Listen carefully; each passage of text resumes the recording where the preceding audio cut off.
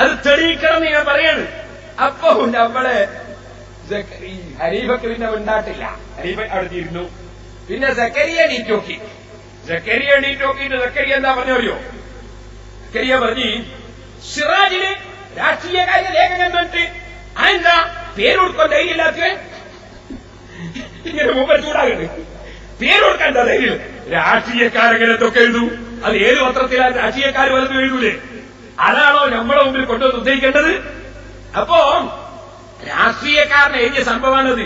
അത് ഈ മൂപ്പർക്ക് പിന്നെ ചൂടാകുകയാണ്. പിന്നെ ഹനീഫ പിന്നെ എണീറ്റിട്ടില്ല. അയ്യൊരു തിരുത്തം തന്നെയാണ്. മറ്റേ എഴുതിയിട്ട് പറയുന്നത് കേട്ടോളൂ. ഞാനൊന്നും കൂടി വെക്കുന്നില്ല, ശരിക്ക് കേട്ടോ. ഞങ്ങളിവിടെ വായിച്ചത് സിറാജാണ്. സിറാജ് എന്ന് പറഞ്ഞ സുന്നത്ത് ജമാഅത്തിന്റെ ജിഹ്വയാണ് നിങ്ങൾ പറയുന്നത്.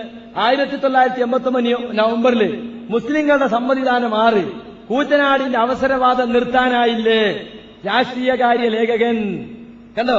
അതിനാ പറഞ്ഞത് ഖുർആൻ പരിഭാഷ തികച്ചും അബദ്ധജടിലവും തോന്നിവാസവുമാണെന്നും അത് എഴുതിയുണ്ടാക്കിയ വകയിൽ കൂറ്റനാട് മുസ്ലിയാർ മുർത്തദ്ദും കാഫിറുമായിട്ടുണ്ടെന്നും അന്ന് സമസ്ത സെക്രട്ടറി ഫത്വ പുറപ്പെടുവിച്ചത് ജനങ്ങൾ മറന്നിട്ടില്ല. ഈ സിറാജ വായിച്ചത്. സിറാജ് നിങ്ങൾ തള്ളി പറയോ? സിറാജിൽ ആരെഴുതിയാ നിങ്ങൾ രാഷ്ട്രീയകാര്യ ലേഖകൻ? പേര് കൊടുക്കാൻ ധൈര്യമില്ലാത്തവൻ ആരാ? ചൂടാകാണ്. ഞാൻ ചോദിച്ചില്ല നമ്മളെ പണ്ഡിതന്മാര് ഒക്കെ എഴുതിയിട്ടുണ്ടോ കൂറ്റനാടിനെ പറ്റി? കാന്തപുരസ്ഥാൻ എഴുതിയിട്ടുണ്ടോ? ഏതൊക്കെ പണ്ഡിതൻ എഴുതിയിട്ടുണ്ടോ എന്ന് എന്റെ ചോദ്യം. നിങ്ങൾ എഴുതിയ ഉമർ മൗലവി നിങ്ങളെ പണ്ഡിതനാ? അയാളാ എഴുതിയത് ഈക്കയും കാന്തപുരം കേവിയും കൂറ്റനാടും മുശ്രിക്കാടും എഴുതിയത്. ഞങ്ങളെ പണ്ഡിതൻ എഴുതിയിട്ടുണ്ടോ? ഏതോ രാഷ്ട്രീയക്കാരൻ എന്തോ എഴുതിയിട്ടുണ്ട്. പിന്നെ സിറാജ് നിങ്ങളെ പത്രല്ലേ? സിറാജ് തന്നെ പത്രം ഒരു വിഭാഗത്തിന്റെ പത്രമായതുകൊണ്ട് സിറാജ്, ചന്ദ്രിക, മാധ്യമം, അതുപോലെ മനോരമ, അങ്ങനെ പല പത്രങ്ങളുണ്ട്. ഈ ഒരു പത്രം ഒരു വിഭാഗത്തിന്റെ ആയതുകൊണ്ട് അതിൽ വരുന്ന എല്ലാ കാര്യവും പത്രത്തിന്റെ ആളുകൾക്ക് ഉത്തരവാദിത്തമുള്ളതാ. നല്ല കോളായി. ഓരോന്നിനും ഓരോ കണക്കുണ്ട്. അതിനൊക്കെ ഓരോ ഭാഗങ്ങളുണ്ട്. ഇനി നിങ്ങൾക്കൊന്ന് കേൾക്കണം. അപ്പൊ ഈ മൗലവി ഞങ്ങളെ സംബന്ധിച്ച് പച്ചക്കള്ളം പറഞ്ഞിട്ടാക്കിയതാണ്. ഞങ്ങൾ കാഫിറാക്കുന്നു. ഇതാണ് നിങ്ങൾ മനസ്സിലാക്കേണ്ടത്. എന്നോട് ചോദിച്ചാൽ മിണ്ടിയതായി ഇപ്പൊ നിങ്ങൾ കേട്ട് ഞാൻ മറുപടി പറഞ്ഞതും അവസാനം മൗലവിമാർ കുടുങ്ങിയതാണ് നിങ്ങൾ കേട്ടത്. ഇനി മൗലവിന്റെ ഒരു ക്ലിപ്പ് കേൾപ്പിക്കട്ടെ. ഞാന് ആ കളവ് നടത്തുന്നവന്റെ നാവ് നാളെ പരലോകത്തിലെത്തില്ലേ? അള്ളാഹുവിനെ സൂക്ഷിച്ചോളൂ. നിങ്ങളൊന്ന് ഓർമ്മപ്പെടുത്തുന്നു. ഈ സാധാരണക്കാർ നിങ്ങൾ മനസ്സിലാക്കണം. ഇത്ര പച്ച മലയാളത്തിൽ നടന്നൊരു പ്രസംഗത്തെ കക്കുന്നവന് അറബിയിലുള്ള കിതാബിൽ എത്ര തട്ടിപ്പ് നടത്താം, എത്ര കളവ് നടത്താം, എത്ര തോന്യാസം നടത്താം, എത്ര വെട്ടിമാറ്റൽ നടത്താം. കേട്ടോ? നടന്ന വാദപ്രതിവാദത്തിന് മുജാഹിദീങ്ങൾ ഇറക്കിയ സീഡിയിൽ ഞാൻ ആ ഹനീഫ മൗലവിയുടെ ചോദ്യത്തിന് വ്യക്തമായി മറുപടി പറഞ്ഞത് ഉണ്ടായിട്ട് ഇവിടെ വന്നിട്ട് മൗലവി പറഞ്ഞില്ലേ പിന്നെ മിണ്ടിയോന്നല്ലേ ചോദിച്ചത്? ഞാൻ പറഞ്ഞ മറുപടി ആ സീഡിയിൽ ഇല്ലേ മൗലവിമാരെ? എന്നിട്ട് ഇവിടെ ആ സീഡി കേൾക്കാത്ത ജനങ്ങളെ തെറ്റിദ്ധരിപ്പിക്കാൻ വേണ്ടി പച്ചക്കള്ളം മൗലവി പറഞ്ഞില്ലേ? ആ പച്ചക്കള്ളം മൗലവി പറഞ്ഞെങ്കിൽ ആ കള്ളം പറയുന്ന ഒരു അവസ്ഥയാണ് ഇപ്പൊ മൗലവിന്റെ കൊണ്ട് ഞാൻ പറയിച്ചത്. ഇനി ഞാൻ പറയട്ടെ, മൗലവി ഞാൻ ചിരിക്കുന്നത് കാട്ടി എന്താ ചിരിന്ന് ചോദിച്ചില്ലേ? ചിരിയാണല്ലോ എനിക്കുണ്ടായത്. സംവാദം നടത്തുമ്പോ എനിക്ക് ചിരിയാണ്ടായത്. നിങ്ങളെ മൗലവിക്ക് എന്താ ഉണ്ടായെന്ന് നിങ്ങള്? ഞാൻ സംവാദത്തിൽ നല്ല കടകടാന്ന് പറഞ്ഞിട്ട് പ്രസംഗിക്കുമ്പോ മൗലവി നാവ് കടിക്കുന്നത് കണ്ടോളി. അപ്പുറത്തെ മൗലവി നാവ് കടിക്കുന്നത് കണ്ടോളി. ഒന്ന് വെച്ചോട്ടാ മോനെ. ഞാൻ ചിരിക്കല്ലേ? ദൈവമാണെന്ന് വിശ്വസിച്ചവർക്ക് അവരെന്ത് ചെയ്തു കൊടുക്കും? ഒന്നും കൊടുക്കൂല. നേരെ മറിച്ച് അല്ലാഹുവിന്റെ നബിയാണെന്ന് വിശ്വസിച്ചവർക്ക് ഒന്നും കൊടുക്കുകയില്ലെന്ന് ഖുർആനിൽ എവിടെയുള്ളത്? ദൈവമാണെന്നോ ദൈവത്തിന്റെ ഗുണമെന്തെന്നോ വിശ്വസിച്ചുകൊണ്ട് വിളിച്ചവർക്ക് അവരൊന്നും ചെയ്തു കൊടുക്കൂല. ആർക്കും തർക്കമില്ലാത്ത വിഷയങ്ങൾ വലിച്ചിടല്ല. നിങ്ങൾ ചോദിച്ച ചോദ്യത്തിന് മറുപടി വരാം. ബിംബാരാധന നമുക്ക് തർക്കമുള്ള വിഷയമല്ല. നമ്മളിവിടെ ഒരു വ്യവസ്ഥ ചെയ്തിട്ടാ വാദപ്രവാദം നടത്തുന്നത്. ബിംബാരാധന ശിർക്കാണോ അല്ലേ എന്ന് പറയാൻ നമ്മളിവിടെ വാദപ്രവാദത്തിന് വന്നത് അല്ല. നമ്മളെ വിഷയം ലാ ഇലാഹ ഇല്ലല്ലാഹു മുഹമ്മദുർ റസൂലുള്ളാഹ് എന്ന ആശയം വിശ്വസിച്ച് പ്രഖ്യാപിക്കുന്ന മുസ്ലിം അള്ളാഹുവിന്റെ റസൂലാണെന്ന് വിശ്വസിച്ചുകൊണ്ട് നേടി, നബിയാണ് വലിയാണെന്ന് വിശ്വസിച്ചുകൊണ്ട് നേടി. അങ്ങനെ നേടുന്നത് ശിർക്കാണെന്ന് നിങ്ങൾ ഒരൊറ്റായ തോന്നിയിട്ടില്ല, ഒരൊറ്റ ഹദീസ് തോന്നിയിട്ടില്ല. നിങ്ങൾ ഓതിയതൊക്കെ മക്കയിലെ മുശ്രിക്കുകൾ ചെയ്തത് ശിർക്കാണെന്ന് പറയുന്ന ആയത്താ. അതെ, യഖ്ഫുറൂന ബിശിർക്കിക്കും എന്ന് നിങ്ങൾ പറഞ്ഞിട്ട് കാര്യമില്ല. അതിൽ ലാ ഇലാഹ ഇല്ലല്ലാഹു മുഹമ്മദുർ റസൂലുള്ളാഹ് വിശ്വസിക്കാതെ വിളിച്ചവരും പറഞ്ഞവരും ആരാധിച്ചവരുമാണ്. യഅ്ബുദൂന അവർ ആരാധിച്ചവരാണ്. ഞങ്ങളതല്ല. ഞങ്ങൾ ഇസ്തിഗാസ ചെയ്തവരാ. അതുകൊണ്ട് നിങ്ങളോട് ചോദിക്കുന്ന ചോദ്യം ഞാൻ വീണ്ടും ആവർത്തിക്കുന്നു. അള്ളാഹുവിന്റെ റസൂലിനോട് മുഹീദ്ദീൻ ശൈഖ് റളിയല്ലാഹു അൻഹു നമ്മൾ വിളിച്ച് സഹായം തേടണം എന്നവിടുത്തെ കിതാബുൽ ഗുന്യത്തിൽ പറഞ്ഞിട്ടുണ്ട്. ഗുന്യത്താണിത്. നിഷേധിക്കുന്നില്ല. നിഷേധിച്ചാൽ നിങ്ങൾക്കറിയാം, ഞാൻ ഇവിടെ തുറന്നു കാണിക്കും. നിഷേധിക്കുന്നില്ല. അതുപോലെ ഇബ്നു ഹജർ അസ്ഖലാനിയുടെ സ്വന്തം കിതാബ്, ബഹുമാനപ്പെട്ട ഇബ്നു ഹജർ അസ്ഖലാനി റഹിമഹുല്ലാഹ് റസൂലുള്ളാഹിനെ വിളിച്ച് ഇസ്തിഗാസ ചെയ്തു. സ്വന്തം കിതാബാണ് എന്റെ കയ്യിലുള്ളത്.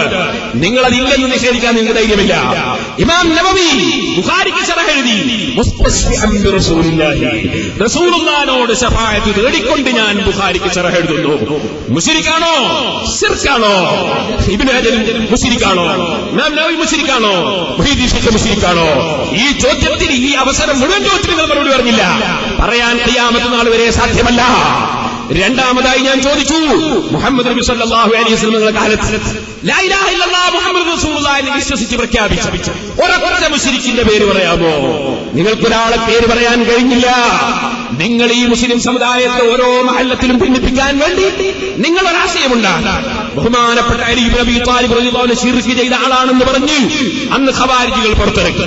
അവർ ഖുർആൻ ദുർവ്യാഖ്യാനം ചെയ്തു. അത് ബുഖാരിയിലുണ്ട്, സഹീഹ് ബുഖാരിയിലുണ്ട്. അവർ ഖുർആൻ ദുർവ്യാഖ്യാനം ചെയ്തു.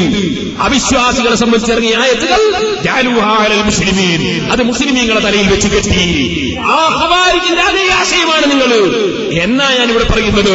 അതുകൊണ്ടാണ് ചോദിച്ചത്, ഈ ചോദ്യത്തിന്റെ മറുപടി പറയണം. നിങ്ങൾക്ക് ആർക്കെങ്കിലും പറയാൻ കഴിയുമോ? മുജാഹിദിന്റെ സർവ്വ മൗലവിമാരെയും ഞാൻ വെല്ലുവിളിക്കുകയാണ്. ഇത് ഞാൻ എന്നെ കൊണ്ട് കേൾപ്പിച്ചതാണ്.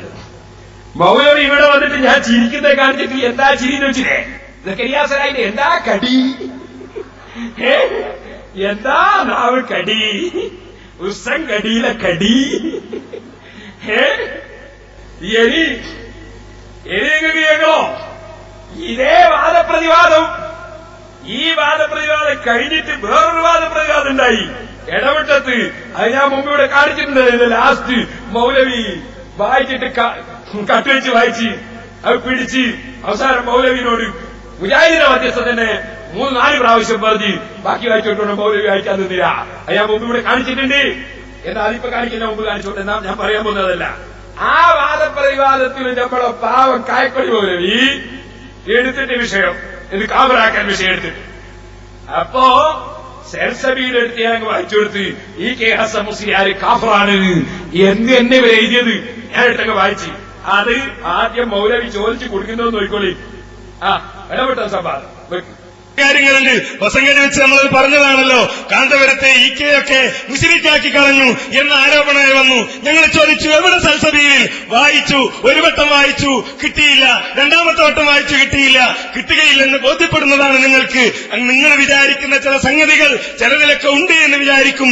എവിടെ എന്ന് ചോദിക്കുമ്പോൾ പറയാൻ കഴിയൂല. അതിന്റെ മറുപടി ചോദിച്ചോട്ടെ പാടില്ല. പിന്നെ അദ്ദേഹം പറയുന്നത് അറിയോ? മറ്റൊരു വാദപ്രതിവാദം ഇവിടെ വലിച്ചിടുകയാണ്. അത് നിങ്ങൾ നന്നായി അനുഭവിച്ചതല്ലേ, ഇനിയും വലിച്ചിടണോ? അത് നിങ്ങൾക്ക് ഓർക്കുമ്പോൾ ഞെട്ടലല്ലേ? ഞാനൊരു കാര്യം പറയാം, എന്നാൽ അതും കൂടി പിടിച്ചോ. സെൽസബിയാണ് വായിക്കുന്നത്. ഞങ്ങൾ കാഫറാക്കിയ ഉത്തരണിയുണ്ടോ എന്നല്ലേ ചോദിച്ചത്. നിങ്ങൾ ഈ കെ മുസ്ലിയാർ മുശ്രിക്കാണെന്ന് പറഞ്ഞു, അതുപോലെ കാന്തപുരം മുശ്രിക്കാണെന്ന് പറഞ്ഞു, അതുപോലെ കൂറ്റനാട് മുസ്ലിയാർ മുശ്രിക്കാണെന്ന് പറഞ്ഞു. എന്നിട്ട് നിങ്ങൾ ദുർവ്യാഖ്യാനം ചെയ്യാനാണ് ശ്രമിച്ചത്. അതുകൊണ്ട് ബഹുമാനപ്പെട്ട ഈ കെ ഹസൻ മുസ്ലിയാർ മരണപ്പെടാൻ വേണ്ടി രോഗശയ്യയിൽ കിടക്കുമ്പോ മുസ്ലിമാകണം എന്ന് കത്തയച്ചവരാണ് നിങ്ങൾ. ഞാനൊരു കാര്യം ഓർമ്മപ്പെടുത്തുകയാണ്. എന്റെ ഒന്നാമത്തെ ചോദ്യത്തിനും രണ്ടാമത്തെ ചോദ്യത്തിനും മറുപടി പറഞ്ഞു. ഇനി നിങ്ങൾ അവിടുത്തെ ഒന്ന് വലിച്ചിട്ടതുകൊണ്ട് അതിനെ സംബന്ധിച്ചാണ് ഇനി പറയാൻ പോകുന്നത്. അതിനെ സംബന്ധിച്ച് നിങ്ങളുടെ ഉമർ മൗലവികൾ എഴുതുകയാണ്, ഈ കെ ഹസൻ മുസ്ലിയാരുടെ വിശ്വാസ പ്രചരണവും കർമ്മപ്രേരണയും ശരിക്കും ശ്രദ്ധിച്ചതിൽ നിന്നും എനിക്ക് ബോധ്യമായത് അദ്ദേഹം കാഫിറാണ് എന്നായിരുന്നു. ഇത് വ്യക്തമായി നിങ്ങളെ സെൽസബിയിലുണ്ട്. നിഷേധിക്കാൻ നിങ്ങൾ കൊണ്ട് കഴിയുമെങ്കിൽ നിങ്ങൾ പറയണം. ഇത് പറഞ്ഞപ്പോ മൗലവി എന്താ പറയുമോ? ഇപ്പൊ അതിനെപ്പറ്റി ഒന്നും പറയുന്നില്ല. ഞാൻ ശരിക്കൊന്ന് വായിച്ചു കേൾപ്പിച്ചെടുത്തപ്പോ ഇപ്പൊ അതിനെപ്പറ്റി ഒന്നും പറയുന്നില്ല എന്നാ മൗലവി പറഞ്ഞു. അല്ലേ? സുബ്ഹാനല്ലാഹ്.